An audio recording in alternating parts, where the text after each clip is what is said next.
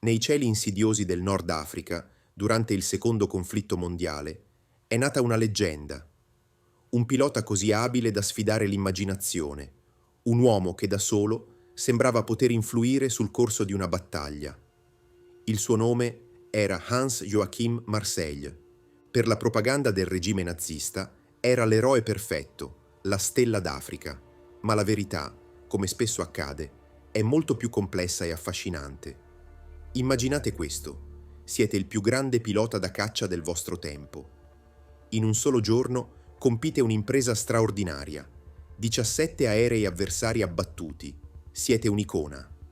Eppure, lontano dal fronte, siete un anticonformista. Ascoltate jazz proibito, vi prendete gioco dei gerarchi del Reich e vivete una vita che sfida tutto ciò che il regime rappresenta. Chi era davvero l'uomo dietro il mito? Questa è la sua storia. Se puoi, indossa le cuffie, mettiti comodo e chiudi gli occhi. Stai per ascoltare un viaggio incredibile, tra verità storiche, misteri irrisolti e l'estrema resistenza dell'animo umano. Cominciamo. Hans Joachim Marseille, detto Jochen, nasce a Berlino nel 1919 in una famiglia con radici ugonotte francesi.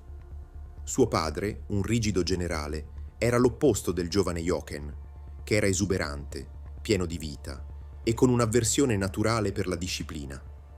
Il loro rapporto fu sempre teso e il divorzio dei genitori lasciò cicatrici profonde, aggravate dal tragico evento della morte di sua sorella maggiore, un fatto che lo segnò per sempre.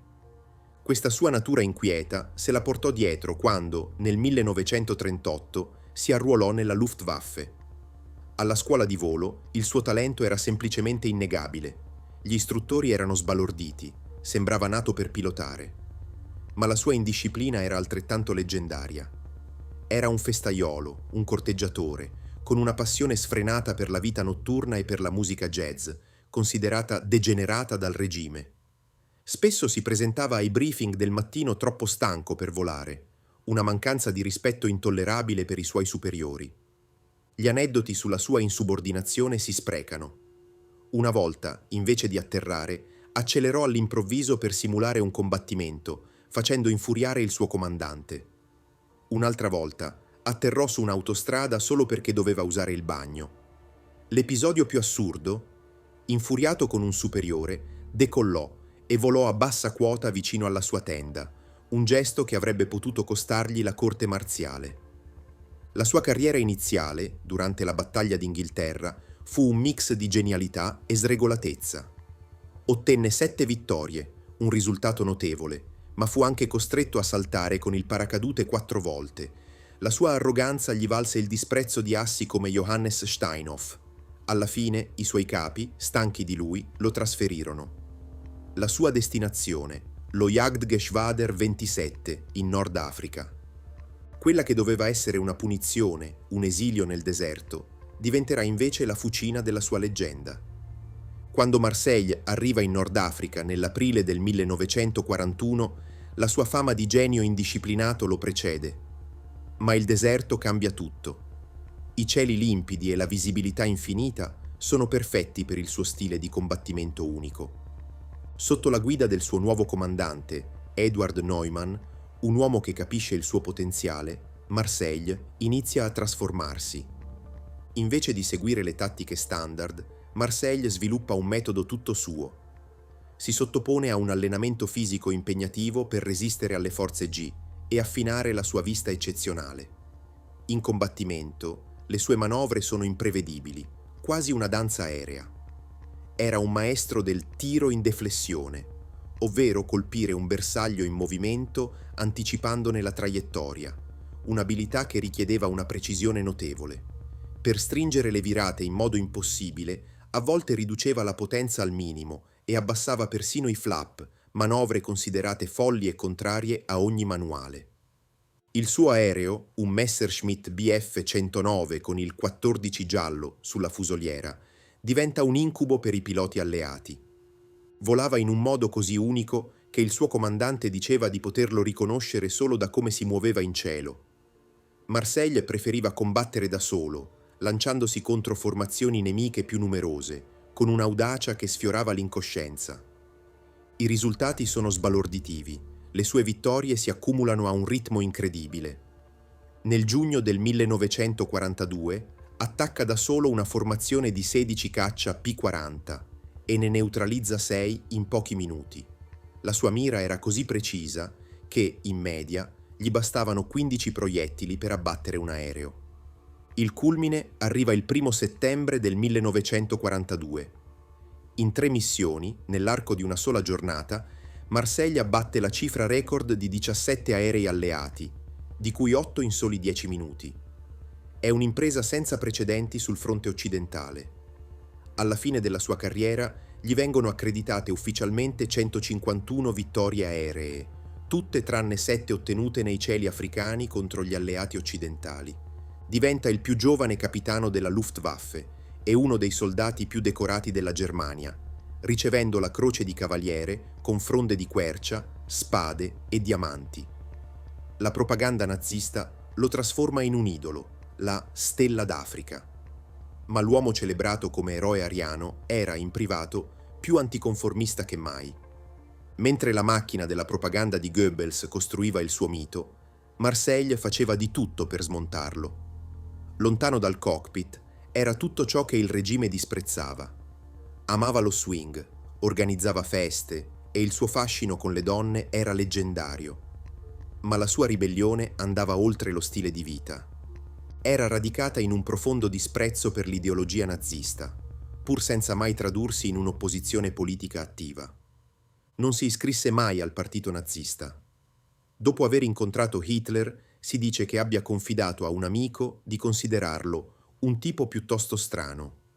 Esiste un aneddoto famoso, anche se forse abbellito dal tempo, che cattura perfettamente il suo spirito.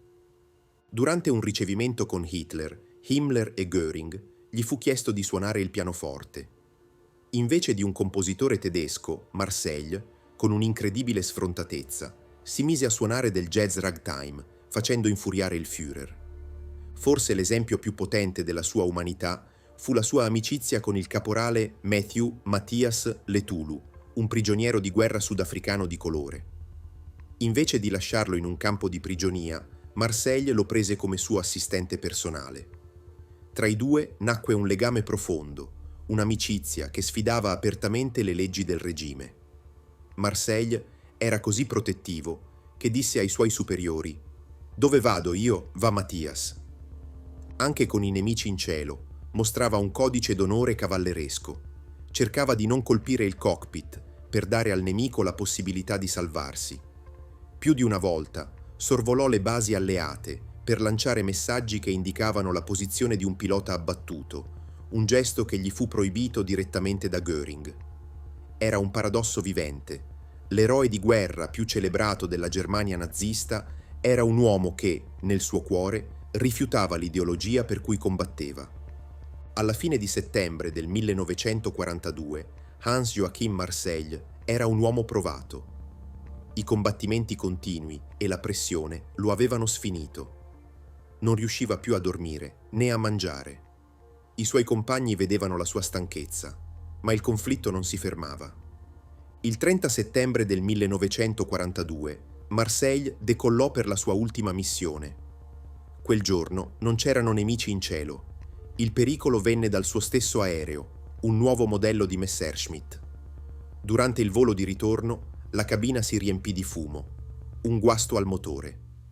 Guidato via radio dai suoi compagni, Marseille resistette il più a lungo possibile. Quando fu chiaro che non c'era più nulla da fare, comunicò con calma le sue ultime parole. «Devo lanciarmi, non ce la faccio più». Seguì la procedura, capovolgendo l'aereo. Ma qualcosa andò storto. Nell'uscire dalla cabina, il suo corpo urtò con violenza la coda del caccia. L'impatto lo rese incosciente, impedendogli di aprire il paracadute. I suoi compagni videro il suo corpo precipitare nel deserto. Hans-Joachim Marseille, la Stella d'Africa, non fu sconfitto da un nemico, ma da un guasto tecnico. Aveva solo 22 anni. La sua morte fu uno shock devastante per la Luftwaffe in Africa. Persino i suoi avversari gli resero omaggio. Il giorno dopo, un pilota alleato lanciò un messaggio di condoglianze per la perdita di un nemico cavalleresco.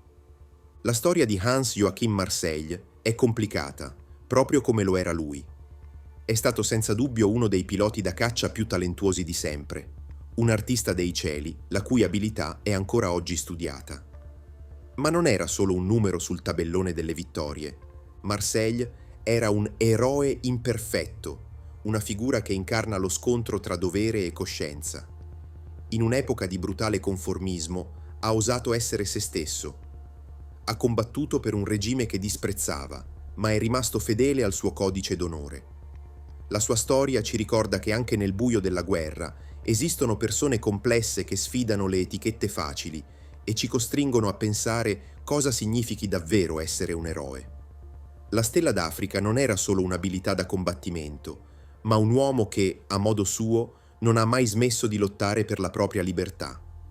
Se vi appassionano le storie di personaggi storici fuori dagli schemi, iscrivetevi al canale per non perdere i prossimi video. E se volete scoprire un'altra storia incredibile, date un'occhiata al nostro canale.